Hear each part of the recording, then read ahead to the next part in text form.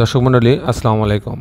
আজকে আমি আপনাকে একটি পাঁচতলা বাড়ির প্ল্যান ডিজাইন দেখানোর চেষ্টা করব।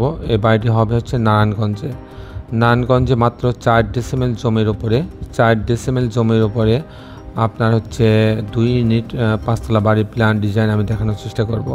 দর্শক মণ্ডলী জায়গাটা এরকম, জায়গার মাপটা যে 29 feet by 58 feet, 29 feet by 58 feet জায়গার উপরে এই বাড়ির ডিজাইনটা তৈরি করা হয়েছে। এটা যদি আমি অন্য অ্যাঙ্গেল থেকে দেখি এই বাড়িটা দেখতে এরকম দেখা যাবে।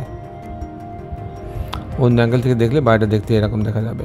অসাধারণ কম্বিনেশন করে এই বাড়ির ডিজাইনটা তৈরি করা হয়েছে। এটা হচ্ছে বাড়িটার মূল 3D হচ্ছে এটা আমরা এই জায়গাটা আমাদের ইঞ্জিনিয়াররা ভিজিট করে, তারপরে এই জায়গার উপরে এই বাড়ির ডিজাইনটা তৈরি করা হয়। দর্শক মণ্ডলী, এটা হচ্ছে আমি যেটা বললাম 29 ফিট বাই 58 ফিট জায়গার উপরে এই 2 ইউনিট বাড়ির ডিজাইনটা তৈরি করা হয়েছে। মাঝ বরাবর সিঁড়িটা রাখা হয়েছে, দুই পাশে 2টি ইউনিট রাখা হয়েছে।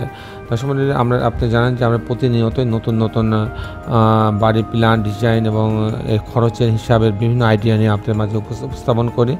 আজকেও ঠিক তেমনই তার ব্যতিক্রম না, এটা নতুন একটা আইডিয়া নিয়ে আপনাদের মাঝে উপস্থিত হয়েছে।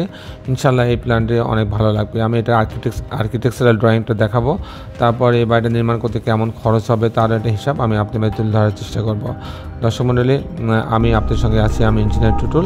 আমি এখন নারায়ণগঞ্জের এই পাঁচতলা বাড়ির আর্কিটেকচারাল ড্রয়িংটা দেখাবো, তারপর এটা খরচের হিসাবটা আমি আপনাদের মাঝে তুলে ধরার চেষ্টা করব। নারায়ণগঞ্জের কামাল হোসেনের নামে এক ভদ্রলোক, উনি আমাদের সঙ্গে যোগাযোগ করেছিলেন এই বাড়িটার জন্য। আমরা তার পরিপ্রেক্ষিতে এই জায়গাটায় আমাদের ইঞ্জিনিয়ার পরিদর্শন করে, তারপরে এই জায়গাটার মাপগুলো নিয়ে, এটা আপনার মাপটা দেখছেন 29 ফিট, এদিকে লম্বায় আছে 58 ফিট। আর এটা হচ্ছে মেন রাস্তা থেকে একটা সাব রাস্তা আসছে, সেই বরাবর সিঁড়িটা রাখা হয়েছে, তারপর 2টা ইউনিট ভাগ করা হয়েছে। আপনি যদি আমি 2টা ইউনিট দেখাতে চাই তাহলে এরকম, যে যখন ইউনিট এতে যাবে তখন 777 স্কোয়ার ফিট। এখানে ঢোকার পরে একটা সেই ড্রয়িং রুম পাচ্ছে, ড্রয়িং রুমের সাথে একটা বারান্দা রাখা হয়েছে, এখানে ডাইনিং আছে, ডাইনিংয়ের সাথে একটা কিচেন রাখা হয়েছে, একটা কমন টয়লেট রাখা হয়েছে, এটা একটা বেডরুম রাখা হয়েছে, এই বেডরুমের সাথে একটা বারান্দা আছে, এখানে একটা বেডরুম, এই বেডরুমের সাথে একটা টয়লেট অ্যাটাচ এবং একটা বারান্দা রাখা হয়েছে মাস্টার বেডরুমের সঙ্গে। এই হচ্ছে ইউনিট এ। ইউনিট বিটা এরকম, যে ইউনিট বিতেও 777 স্কোয়ার ফিট।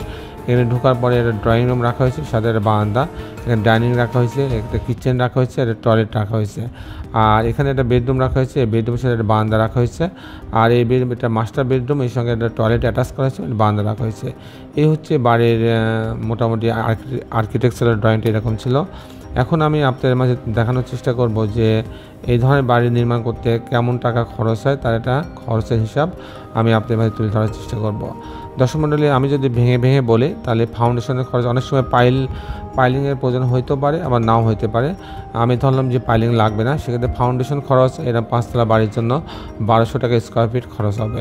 এরপরে যে খরচটা আসবে সে খরচটা আপনার কাস্টিং খরচ, বিম কলাম ছাদ। আপনার পাঁচতলা বাড়ির জন্য বিম কলাম ছাদের জন্য 650 টাকা থেকে 700 টাকা খরচ হতে পারে। এরপরে যে খরচটা থাকবে, যদি আমি বাড়িটা যদি কমপ্লিট করতে চাই, ফাউন্ডেশন সহ, কাস্টিং সহ, আপনার গাঁথনি, প্লাস্টার, রং, রেলিং, গ্রিল, জানলা, দরজা, ইলেকট্রিক্যাল কাজ, প্লাম্বিং কাজ সব সহ এরকম একটা বাড়ি যদি আমি কমপ্লিট করতে চাই তাহলে 2000 টাকা স্কোয়ার ফিট খরচ হবে। 1800 টাকা থেকে 2000 টাকা স্কোয়ার ফিট খরচ হবে। দর্শক মণ্ডলী, ছিল মোটামুটি আজকে আমার উপস্থাপনা। আপনি যারা দেশে এবং দেশের বাইরে আমার এই ভিডিওটি দেখলেন, সবার কাছে অনুরোধ, এই ভিডিওটি সামান্য ভালো লাগলে অবশ্যই একটা লাইক বাটনে ক্লিক করবেন। দর্শক মণ্ডলী, শেষের বেলা একটি কথা, আসুন আমরা সবাই আমাদের এই সুন্দর পৃথিবীটাকে সুন্দর রাখার জন্য অন্তপক্ষে একটি করে গাছ লাগাই। সবাই ভালো থাকবেন। আল্লাহ হাফেজ।